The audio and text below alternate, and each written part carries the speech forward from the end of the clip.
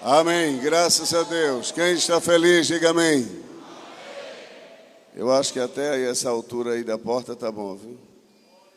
Irmãos, eu quero meditar com os irmãos alguns poucos minutos, uma palavra que está no nosso coração, no meu coração, e hoje é culto de ceia, não iremos tomar aquele tempo maior que a gente toma na palavra para não prejudicar o retorno dos irmãos, e temos a celebração da ceia. Eu quero, aproveitando enquanto está na minha mente, e dizer a todos os obreiros aqui presentes que tenham bastante cuidado em relação a essa ornamentação que se faz para a ceia, no dia de ceia. Que o fato da gente, os irmãos veem aqui essa ornamentação simbolizando a ceia, é preciso ter um certo equilíbrio para não fazer coisa demais, tá certo? Então, até aí e não mais adiante. Amém, irmãos? Estou dizendo isso porque senão cada um lá vai fazendo de um jeito e fica aí, vai enfeitando demais, aí fica parecendo um pavão, né?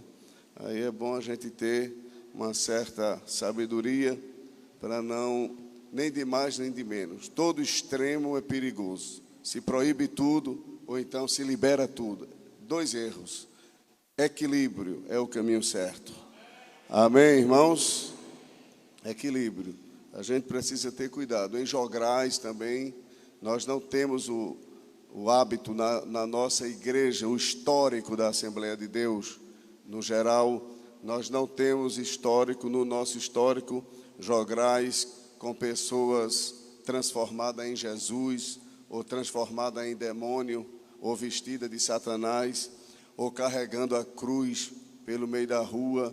Não faz parte da história da Assembleia de Deus. Outras igrejas fazem, mas a nossa igreja não faz. E a AD Seara é a Assembleia de Deus. O AD é a Assembleia de Deus. Amém, irmãos? Então eu quero deixar bem claro aqui que nós não estamos aqui para mudar o perfil da igreja, não.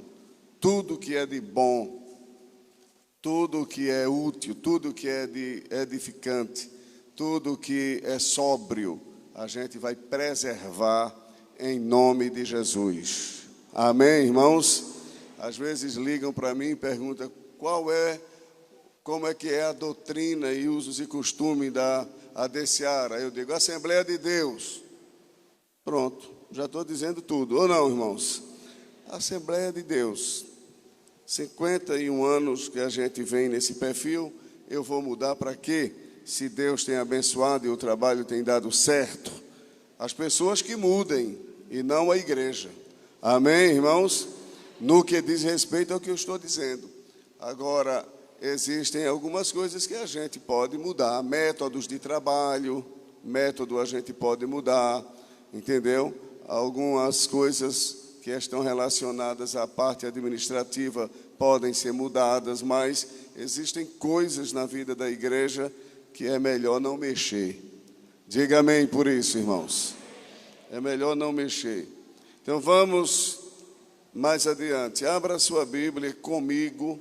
Eu estarei iniciando hoje alguns ensinos. Não sei se vou falar 3 ou 4, 6, 8 semanas neste assunto, mas eu quero iniciar. Abra a Bíblia em Cantares 2, versículo 2. A gente vai tomar esses dois textos que vamos ler como base e daremos prosseguimento na próxima semana.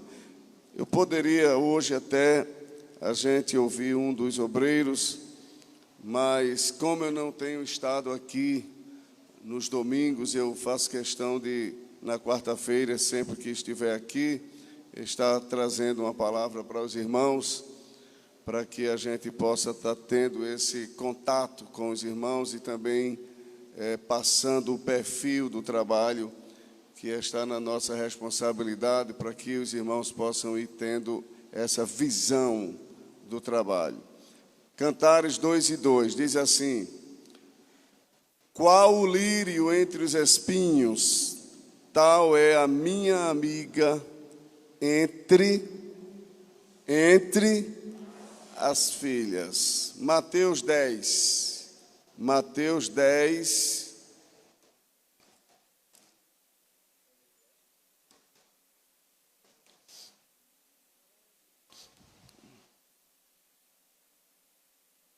Mateus 10 e 16. Todos acharam? Como é que diz? Leiam todos. Como é que diz? Eis.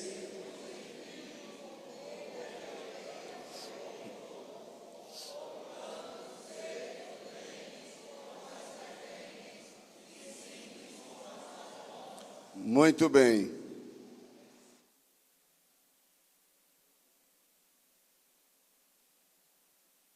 Nós temos dois textos aí que trazem lições idênticas dentro do contexto que eu estou falando. Em Cantares 2:2, a gente vê ali Salomão dizendo como lírio entre os espinhos. E aqui Jesus disse: eis que vos envio como ovelhas no meio de quem? Lobos. Baseando-me nesses dois versículos, é claro que eu não estarei falando dentro do contexto que eles estão inseridos, mas utilizando-os como base para a nossa reflexão, que servirá, que durará alguns dias ou algumas semanas de doutrina. Eu quero falar sobre perigos que ameaçam a vida da igreja. Eu vou falar sobre o que, irmãos?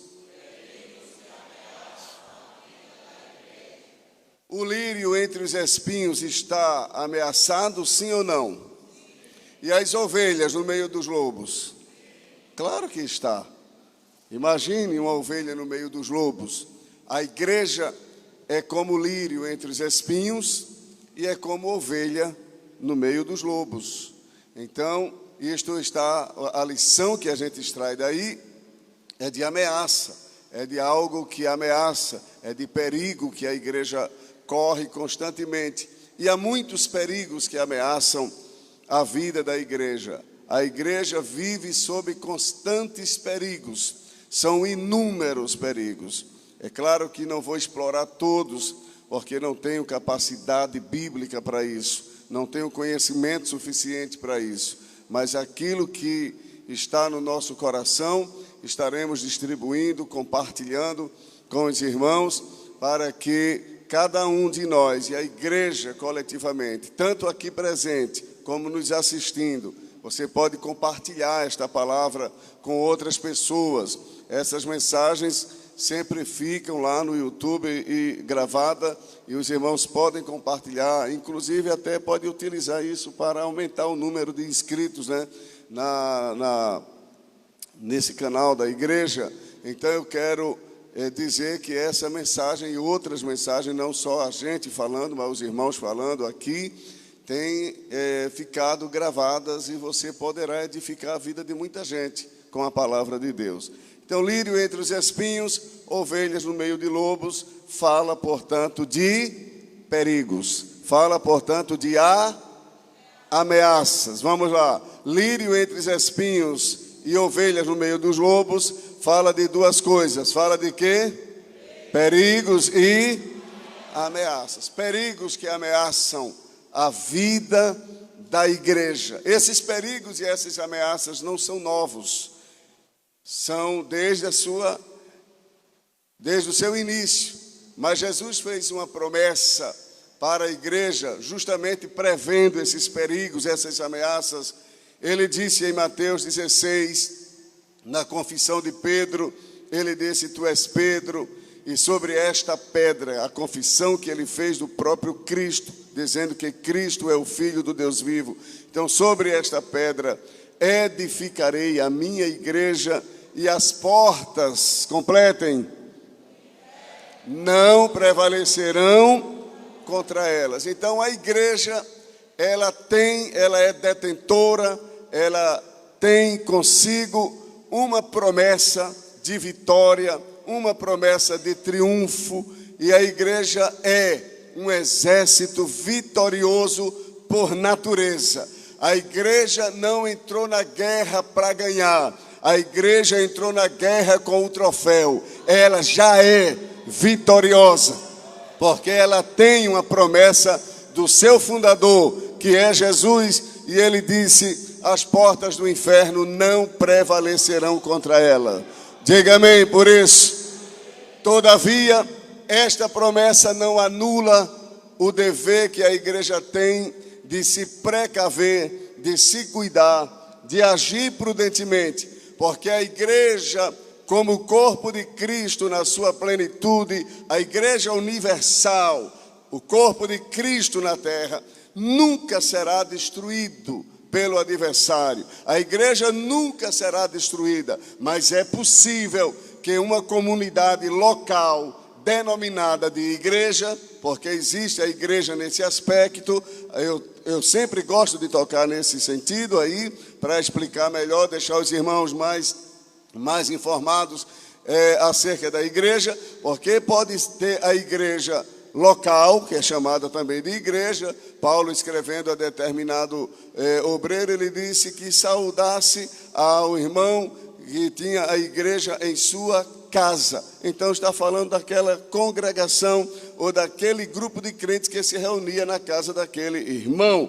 A igreja em Vitória, a igreja em Moreno, é a igreja local, está se referindo à igreja de uma localidade, de uma região, de um estado, de uma província. Mas a igreja no sentido denominacional, a igreja A, a igreja B, a igreja C, Assembleia de Deus, Batista, Presbiteriana, Metodista, enfim, também são chamadas de igreja, mas tem a igreja no aspecto geral, que é o corpo universal de Cristo, que está lá em Hebreus 12, 23. Ali está falando da igreja no sentido geral. Amém, irmãos? Todos os salvos, lavados, remidos, redimidos pelo sangue de Jesus. Então essa igreja nunca será destruída, mas uma igreja como denominação, ela pode sumir do mapa. Há muitas igrejas que foram grandes baluartes no passado que não existem mais, e outras que foram potências no lado da evangelização e hoje estão minguando, se acabando, entendeu? Então a promessa de Jesus não anula o dever da igreja, como não anula o dever do crente de se precaver, de se cuidar, de agir com prudência, com cuidado, porque a promessa é que ninguém se susterá diante de ti, como fui com Moisés, também serei contigo. Só que poucos dias depois, o povo correu, com medo dos moradores de Ai. Mas a promessa não era que ninguém se sustentava, que ninguém ficaria diante de Israel, e porque Israel quebrou a cara diante da cidade de Ai, que era uma cidadezinha pequena. Por quê? Por causa do pecado. O pecado pode levar a igreja ao fracasso. Os irmãos estão entendendo, sim ou não? Então a promessa não anula o dever. Diga isso aí. A promessa de Deus para nós não anula o nosso dever de se manter fiel a Deus. Se a gente sair, irmãos, da direção de Deus, se a gente sair da vontade de Deus, a promessa não pode se cumprir. Então é preciso entender isso. Alguns perigos ameaçam a igreja. Eu não vou falar todos, vou citar alguns aqui e vou me deter em um, para a gente encerrar. O mundanismo é um perigo que ameaça a igreja. A mistura da igreja com o mundo ameaça a igreja, enfraquece a igreja. A desunião é um perigo que ameaça a igreja. Estão entendendo, sim ou não? O congelamento espiritual é um perigo que ameaça a igreja. O fanatismo é um perigo que ameaça a igreja. São muitos perigos. Vou citar este e vou falar nele agora, porque a hora não dá para a gente explorar os demais. Na próxima semana, a gente falará outros. O exclusivismo é um perigo que ameaça a igreja. E aqui eu estou falando do ponto de vista denominacional. E eu quero que você repita isso após mim. O exclusivismo é um perigo que ameaça a vida da igreja. Vamos ver na Bíblia? Abra a Bíblia em 1 Reis, capítulo 19.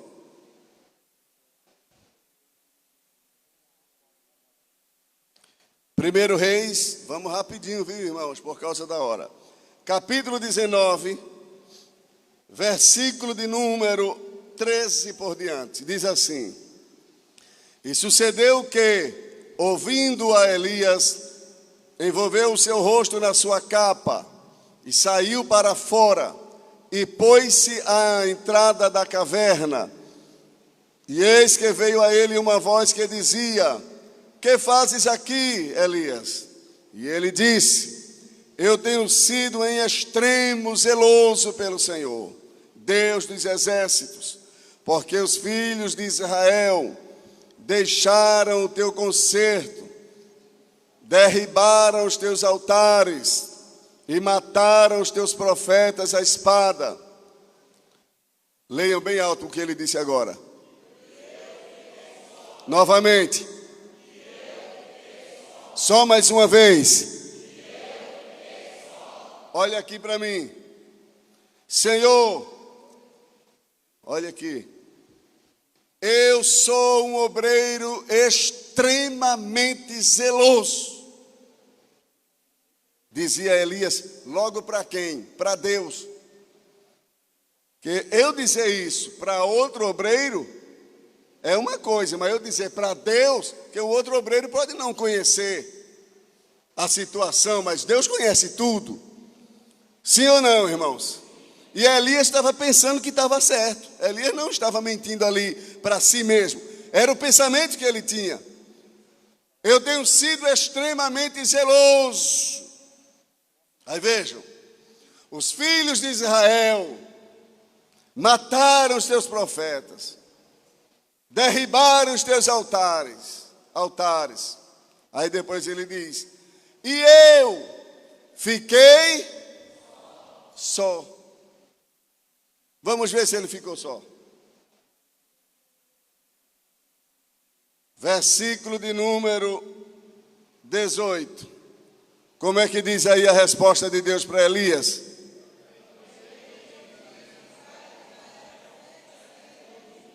Novamente. Também eu fiz ficar em Israel todos os joelhos que se não dobraram e toda a boca que o não.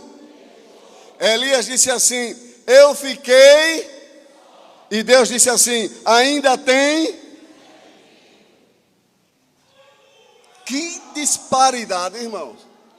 Se Deus tivesse dito pelo menos assim: ainda tem uns 3. Ainda tem 5, Elias, só tem tu não. Já era de admirar, sim ou não? Ainda tem 100. Deus disse: não, Elias, só tem tu não, Elias. Tem 7.000 que eu. Aí era Deus estava se responsabilizando pelo resultado. Deus disse: tem 7.000 que eu. Foi eu quem separei. Foi eu quem guardei. Foi eu quem preservei. Às vezes a gente pensa que só tem a gente, mas tem muitos 7.000 por aí que Deus tem guardado, que Deus tem preservado. Mesmo, escute o que eu vou lhe dizer, mesmo que essas pessoas não façam parte do nosso grupo denominacional, mas faz parte do grupo seleto de Deus. Não canta com a gente, não prega com a gente, não faz parte do nosso coral, não senta no nosso púlpito, mas faz parte do grupo de Deus, de um grupo que Deus reservou, que Deus selecionou. Nós erramos muito quando a gente julga as pessoas porque elas não parecem com a gente, porque elas não sentam na mesma mesa que a gente, porque elas não fazem parte da nossa convenção. A gente enche a cabeça de besteira, mas Deus está dizendo a Elias, e quem estava falando aqui era Elias, não era um Zé Ninguém feito eu não, era Elias, irmão, o profeta da canela de fogo. Era o homem que quando abria a boca o fogo caía. E chega para Deus e diz, ó Senhor, mataram os teus profetas, os filhos de Israel se desviaram, a situação está horrível e só sobrou eu. Deus disse, está enganado, tem 7.000 ali guardado que eu reservei. 7.000. Eu vou dizer uma verdade nua e crua. Tem pessoas que podem estar aqui sentadas e não faz parte do nosso grupo. Eu estou dizendo, não é do grupo da ADCARA, não. Eu estou dizendo do grupo da fé genuína. Não faz parte do grupo seleto de Deus. Às vezes a pessoa está com a gente, mas não é. E tem outros que estão em outras denominações, de outras igrejas, mas faz parte da igreja como corpo de Cristo. Está inserida lá, Deus a colocou, faz parte, é um membro desse corpo invisível, está lá no corpo. E às vezes a gente julga que não está, porque é diferente da gente. Vamos ver outros exemplos na Bíblia. O perigo do exclusivismo. É sério ou não é, irmãos? Abra sua Bíblia em Marcos, capítulo 9. Marcos capítulo 9.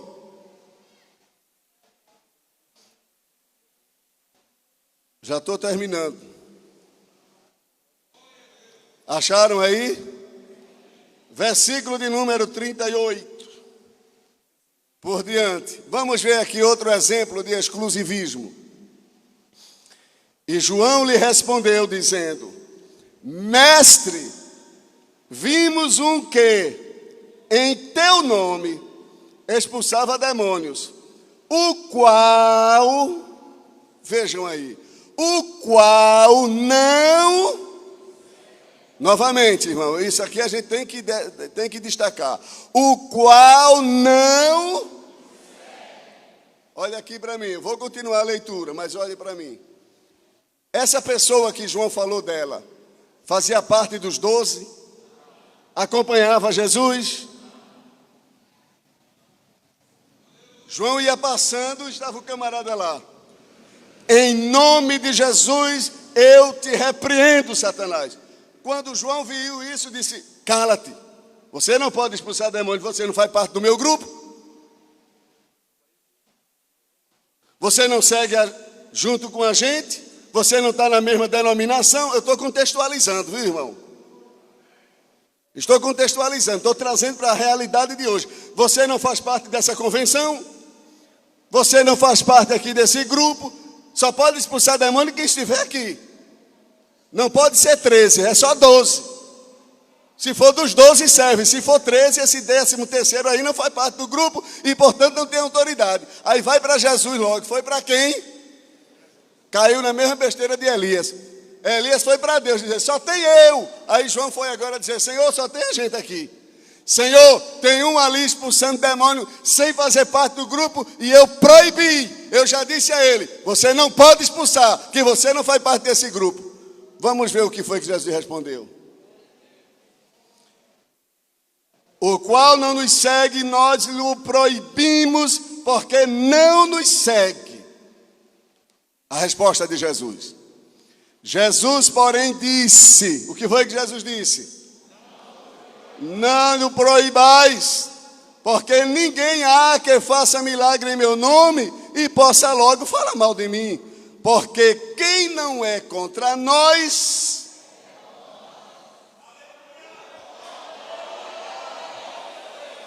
como Jesus é diferente da gente, é ou não é, irmão? Como Jesus é diferente da gente, irmão. A gente julga muito pela aparência, Jesus pelo que conhece. A gente julga pelo que está na frente da gente, assim, a gente dá uma olhada e a gente já dá o veredito, já dá a resposta, já dá o conceito, porque a gente vê por aqui, não é? Quando Eliabe chegou na frente de Samuel, Samuel disse: está diante do Senhor o seu ungido. Aí na mesma hora Deus disse a ele: não atentes para a sua aparência, o homem olha por fora e eu olho o coração. Passou. O apóstolo João, irmão, era assim com Jesus. Fez um julgamento totalmente precipitado, exclusivista. Tem muita gente boa por aí, que não é da Assembleia de Deus, mas é usado por Deus. Que não é da Convenção Geral, mas é usado por Deus. Que não se veste como a gente, mas é usado por Deus. Que não tem os nossos costumes, mas é usado por Deus. Que não canta os hinos da harpa, mas é usado por Deus. Eu defendo a ideia de que a gente deve manter a forma doutrinária e aquele recurso que Deus tem dado a gente historicamente. Mas eu defendo a ideia de que a gente tem que eliminar esse pensamento de exclusivismo, porque isto não agrada a Deus. Este orgulho denominacional, como que se fosse Deus quem criou o nome. Deus não criou nome de igreja. Ele pode até estar de acordo, mas não é uma invenção divina. Os nomes das igrejas são nomes criados pelos seus fundadores. Deus criou a igreja, não o nome dela. Se quiser dar um nome, noiva do Cordeiro, corpo de Cristo, edifício de Deus, aí são os nomes dela. Não existe um nome. Esses nomes existem porque tem que ter um registro. Tem que ter um CNPJ, tem que ter registro em cartório e assim por diante. E a gente precisa ter muito cuidado com o exclusivismo, porque o exclusivismo pode levar a gente à falência, pode levar a gente ao fracasso. Todo exclusivismo é pecado. Entendeu o que eu disse? Todo exclusivismo, dentro do contexto que eu estou falando, é pecado. Vamos ver outro exclusivismo. Vou mostrar mais. No livro de Números tem um. Esse negócio é velho. Capítulo 11 de Números.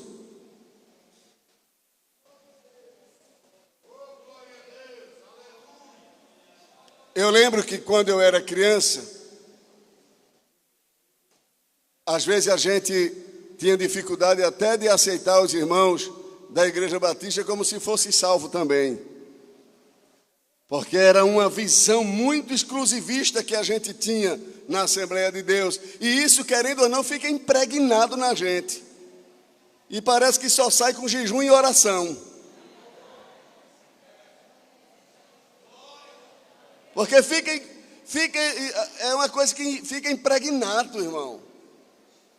Você sabia que tem pessoas que têm dificuldade de encontrar a gente da ADCA e da paz do Senhor?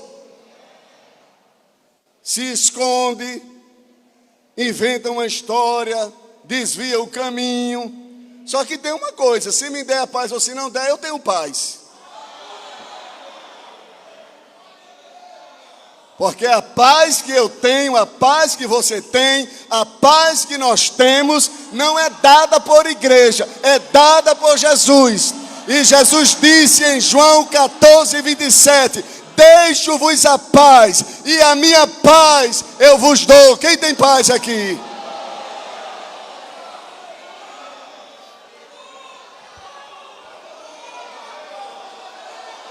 Glória a Deus. Eu lembro do pastor Leôncio, ele vinha para a Bonança fazer a feira, às vezes lá comprar algumas coisas no domingo pela manhã, e ele saía por ali, naqueles bancos ali na feira em Bonança, aí saía, Pai do Senhor, a pessoa dizia, não sou crente não, ele dizia, mas toma, pai, assim mesmo. Quem tem paz, transmite paz. Amém, irmãos? Teve uns irmãos aí que criaram uma expressão bem colocada. Se você tem dificuldade de me aceitar como irmão, é porque talvez você não é filho do mesmo pai.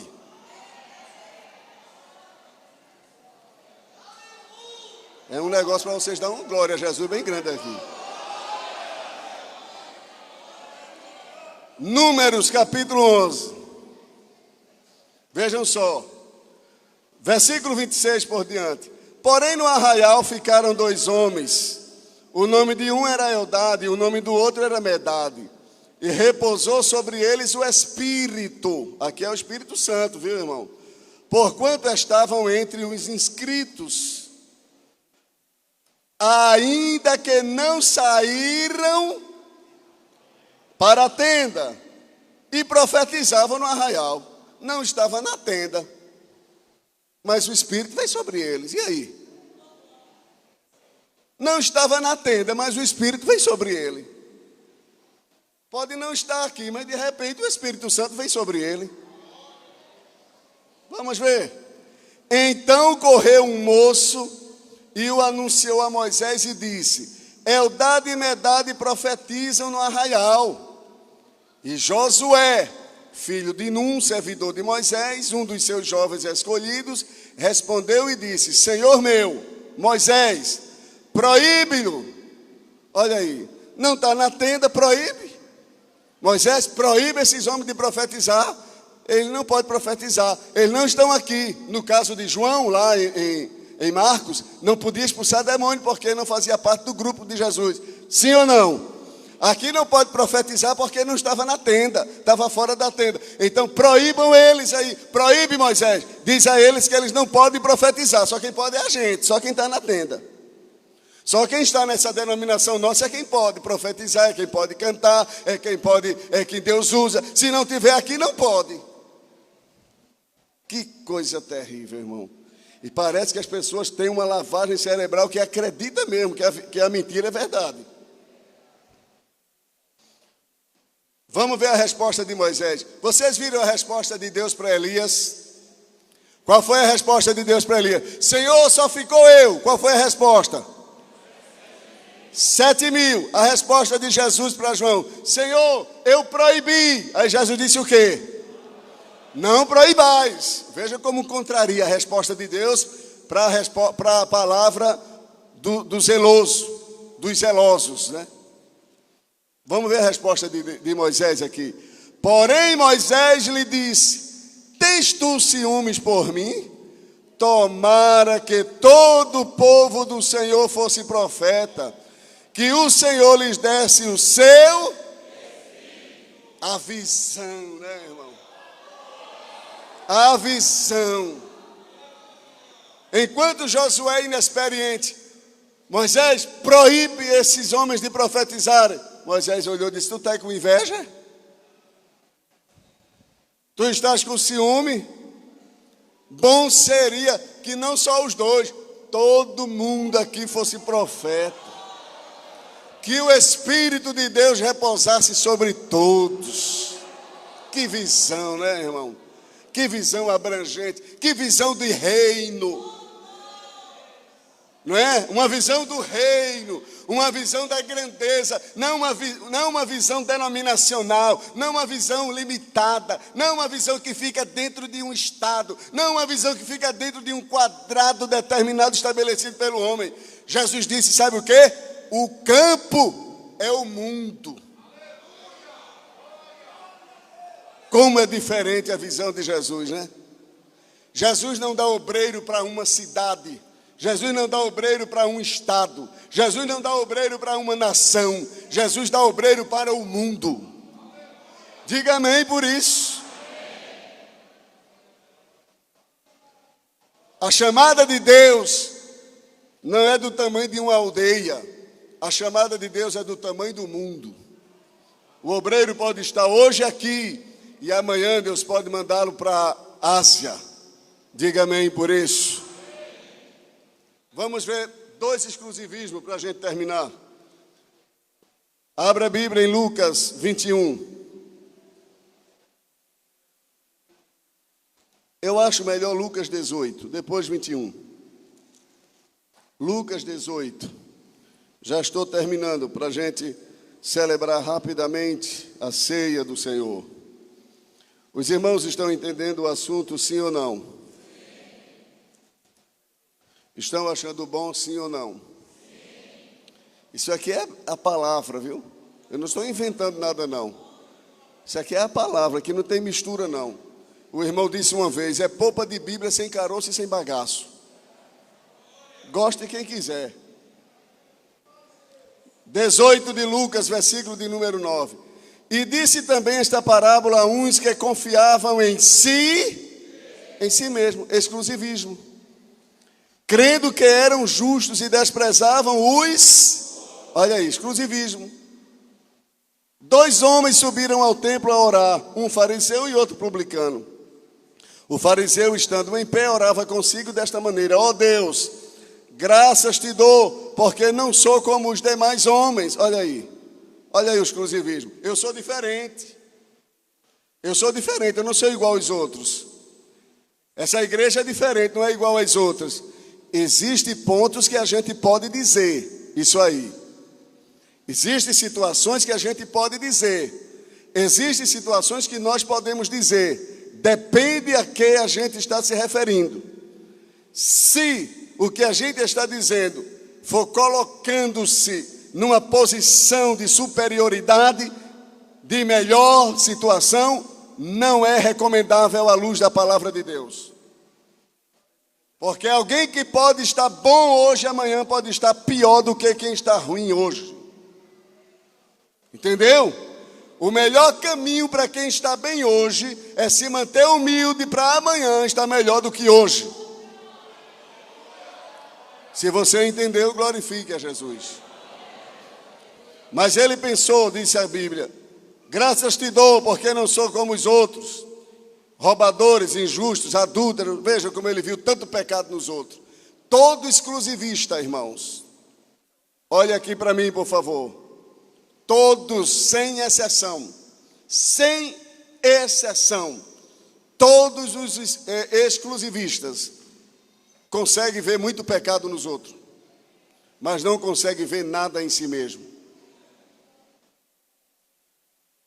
Viu que o outro era adúltero, viu que o outro era roubador, viu que o outro era, o que mais que ele disse? Ladrão, injusto, tanta coisa que ele viu. Mas ele não viu que ele era soberbo. Ele não viu que a oração dele não subiu. Ele não viu que Deus não se agradou da sua oração. Ele não viu que não ia ter resposta da oração. Está vendo aí? Vamos ver o outro. Versículo de número... Veja ele ainda dizendo no 12. Jejum 2 vezes na semana, dou o dízimo de tudo quanto possuo. O publicano, porém, estando em pé de longe, nem ainda queria levantar os olhos. Tinha até vergonha. Tinha até vergonha de olhar para o céu, de tão miserável pecador que ele se achava. Quero nem olhar para cima, não sou digno de olhar para o céu. Mas batia no peito dizendo, ó Deus, tem misericórdia de mim, pecador. Aí vem agora a resposta de Jesus. Digo-vos que este, o publicano, desceu justificado para a sua casa, levou a vitória, levou a bênção, levou a resposta. Diga amém, irmão. E não aquele, porque qualquer que a si mesmo se exalta será o quê? E qualquer que a si mesmo se humilha será o quê? O caminho da vitória é a humildade. Não é o exclusivismo, é a humildade. Eu encerro agora com o exemplo de Lucas 21. Abra a Bíblia, Lucas 21, ou melhor, 22. Lucas 22. Eu encerro agora.